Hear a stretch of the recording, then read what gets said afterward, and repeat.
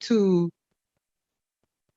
sorry, those are some of the things that contributed to me not maybe setting boundaries the way I should have beforehand, because you think it's a good thing, so you want to keep it. No So problem. But Sunshine, you're not in that boat alone. So what there was some key things that you said. We expect people to do things for us, but they don't even know what it is that we need them to do for us because we yeah, haven't even because we told didn't tell them. them anything. Exactly. That's true. We haven't even told them. So then we begin to put up with nonsense that we don't even want to put up with, but we never told them anything. So we're learning today, right? We're learning today. All right. So I'm going to move on to Miss Ella, but Sunshine, that was awesome.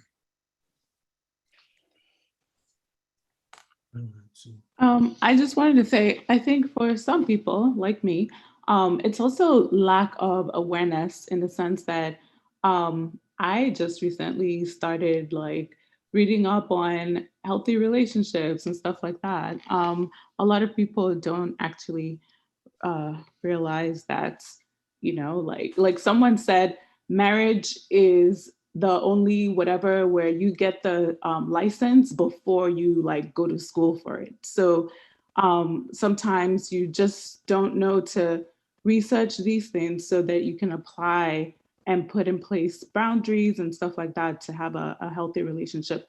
On the other hand, sometimes you can also have a partner who knows how to lie and pretend. So like they'll tell you, oh yeah, I'll change or I'll do this, I'll do that, just to get you to do something. And once you do it, then they don't care anymore. So Ella, I'm hearing what you're saying. So I want you to receive this. I really want you to receive this. So if they're in a situation where they're saying I'm lying, I'm like, I need this, or you're saying that they're lying, then and that means it sounds like they had a pattern of lying to you, then most likely you knew, like you felt something, right? But sometimes we still are wrapped up in I don't want to be by myself, or he okay sometimes. He ain't always like this, or he only lied about this. Like my Mhm. favorite one, he said that he can only come over my house at 11 p.m. and we can't go nowhere on that side of town. And we gotta always have takeout brought into the house and watch Netflix. We can't go nowhere. But he said that he loved me. Okay. Mhm. So we got to start listening. So like obviously he's not just with you. We got to start to think outside of the box, right? So I'm not saying that's the case for everybody, but that would be kind of suspect for me. Okay. Mhm. But like everyone has said, that we have to first love ourselves. See, me, I'm at a point in my life where I feel like I'm the star and I light up your sky. Right. And if I can't light up your sky and I can't feel like I get that attention that I need and I deserve, then it's not going to work. Right. But I set that expectation in the beginning. I let you know who I am in the beginning. And I just, but I had to go through stuff to get to where I am now. I went to therapy. I went to counseling. I'm in a support group now. TouchLink is my support group, right? To make sure that I do not fall into those traps. My mother has met Edward. Okay, that's who I date, guys. My mother's met him. DY's met him. The whole church has met him. Friends have met him and everything. So I didn't hide him and he didn't hide me. Okay. And he's supportive of me and I'm supportive of him. So I want to go ahead to our next sister. Oh, I don't want to mess it up. Also, Ware. You're on mute. You're on mute. Okay. Hi, everybody. My contribution is in the respect of why we women don't set boundaries or why we forget to do so. In addition to all that has been said here, I think there's a critical issue that is coming from inheritance, right? Where elderly, what our parents passed on to us, that women are expected to be quiet, we're expected to just love our men, And that is still playing a role in the lives of many women. And it's only now that the younger adults are trying to begin to understand that they need to be able to speak up and set boundaries and align their relationships in a more proper way by setting boundaries. Otherwise, in time past, we were just to accept our man and just to love him, love him and just be there. So because of that, we forget to take care of ourselves. We forget to set boundaries, and it's still there. It's still underlying many relationships that are on right now. All right. So I'm hearing what you're saying, but I just seen Miss Carol put something in the chat, and I think it goes along with what you said in regards to this one. She said is in regards to people, right? So we don't change people. The only person that can change a person is that individual, right? And a lot of prayer. We can pray for people, but we can't ultimately change them. God changes them, and they have to change themselves, right? And our families do play a very vital role in our relationships with our community, our friends, and everything else. So I do agree with that as well. All right. And we have Brother Ade. Yep, that's me. I'm one of the classic males who's been on from the beginning and listening. And everybody said some amazing stuff. There's so much that's been said. I don't even know what to say. But you did say that the men should unmute themselves, and you wanted to hear from men.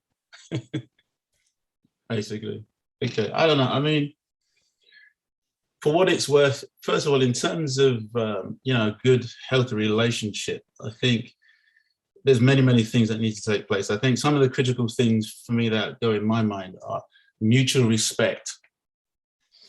Two people have to be committed 100% to each other exclusively. Okay. The people have said that they need to support each other. Absolutely. So you support somebody when they're doing right, and you support them even more when they're doing something which you perceive is wrong. It doesn't mean that you enable them, but it means that you look for the best in them rather than putting them down and zoning in on their perceived failures, basically. Okay. Love, etc., and so on and so forth. One thing that I think is that a lot of people are rushing into relationships and they don't even know who they are. They haven't actually sat down and taken time to actually learn about themselves and who they really, really are. They then meet somebody, fall head over heels in love with them, and everything, they don't even know who they are, and yet they expect the other person to suddenly become a mind reader and then make them happy or do everything right. This is impossible.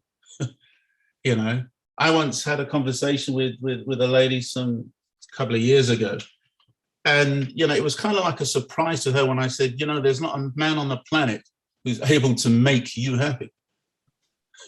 Seriously.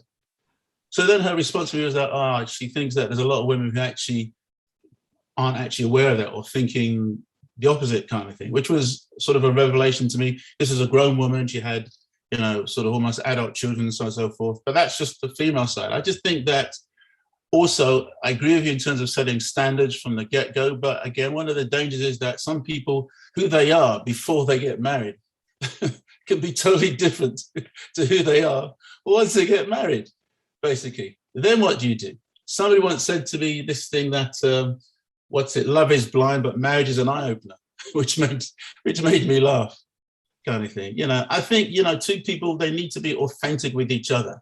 They need to be honest. They need to risk that vulnerability of being 100% honest, because ultimately, the truth will come out. Eventually, the truth about a person's character will inevitably come out. So you owe it to yourself, in particular, to be honest about who you are from the word go, kind of thing, So those are just thoughts, random, whatever, Well, I appreciate your thoughts. And how do you go back and change those things that you expected in the beginning? So, Ade, what I said that you would have to do is have reflections from time to time. You will reflect, and that's how you build. It's like a building block. We set this right here, but now we're here. Where, I believe in the pruning process, right? Sometimes we have to remove some things, and sometimes we got to add things, right? When you have a healthy relationship, you're able to change those things that are no longer even necessary. You're not going to always be on Enfamil, right? You're not going to always be on baby milk. You have to graduate to food. So your things begin to change along the course, but at all times, maintaining that mutual respect, honesty, individuality, safety, support, all of those things are very important in a healthy relationship. And I'm going to always say it, setting the standards. You do not have to lower your standards. Set your standards, set the bar. Okay, because can I say this? My Father in heaven said that he said he prepares a table for me. And that when I hear that, I begin to think of an experience of dining. There's something different in dining and eating. Okay. Eating is eating, but dining is a whole nother level. And in your relationship, you don't always want to be with the chicks. You got to soar with the eagles, right? So I know I just dropped some tokens for you guys, but I just want you to know that God moves people, right?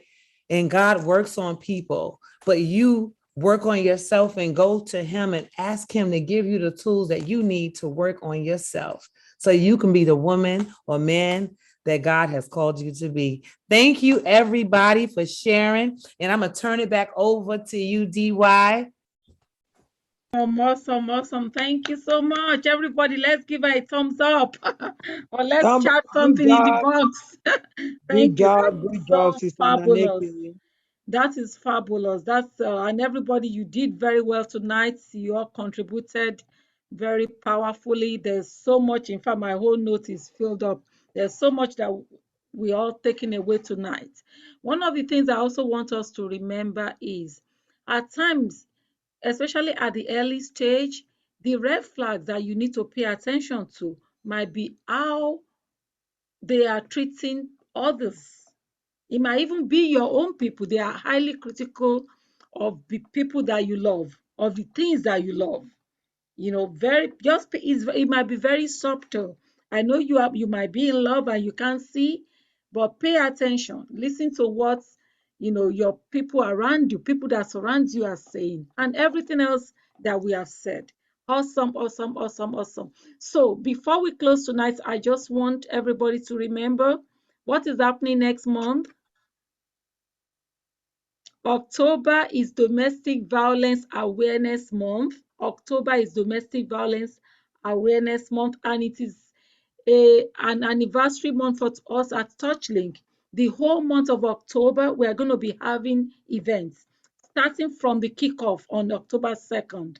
From October 2nd, we are going to be having events every Mondays and Thursdays and some Saturdays. So please get yourself ready. We want to make noise and let people know it's not okay. It's not okay to hit somebody. It's not okay to put somebody down. It's not okay to abuse somebody. It's not okay.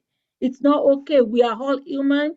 We are all loved. And so the acronym for our catchphrase is love, LOVE. And it just says choose life over violence. Life over violence every time. That's the acronym love. Life over violence every time. So I just want to encourage you. You're going to be getting information from us. We want you to spread it around. We want the entire US, the entire New Jersey to hear about TouchLink and to know that we are not agreeing with violence. We are not agreeing with domestic violence. We need to express it. We are going to be having a lot of community advocacy and also education. So please, all of our sessions are very important. I know it's going to take like an hour of your time, maybe twice a week, but it's worth it. It's worth saving some. It might not be for you. Just get that information. You don't have to be TouchLink to help somebody. That's why I tell people, just join. I have some people here. They are not even survivor or victims, but they get this information. They are helping their colleagues at work. That brings me joy that somebody is taking information from us and helping somebody at their workplace that don't want, they're still in the hidden, they don't want to come up to the open, but they are helping them. So please remember, save the date, October 2nd, 2021, next month. That's the kickoff, and we're going to pass the rest of the flyer and information to you. So please help us spread the word. We need to work together to stop DV. Let's work together to stop DV. Thank you so much, everyone, for joining tonight. I pray that the peace of God will go with you. God will calm every nerves. He will calm every anxiety, every tension, every stress, every fear is silenced in Jesus' name. I pray for you. You are important. You are unique. You are fabulous. You are fantastic. The whole world is waiting for you to manifest. There's so much power invested in you. And guess what? You are not who they is saying you are. You are not what people are calling you. You are who God created you to be. So go out there, go make a difference. Thank you, everybody. God bless you. Save the date. Hoping to see you soon. October 2nd. Remember, it's virtual. So there's no excuse for not joining. God bless you. Love you all. God Love bless. you. Good Thank you. night. Bye. Thank Thank you. you all for joining. Thank you.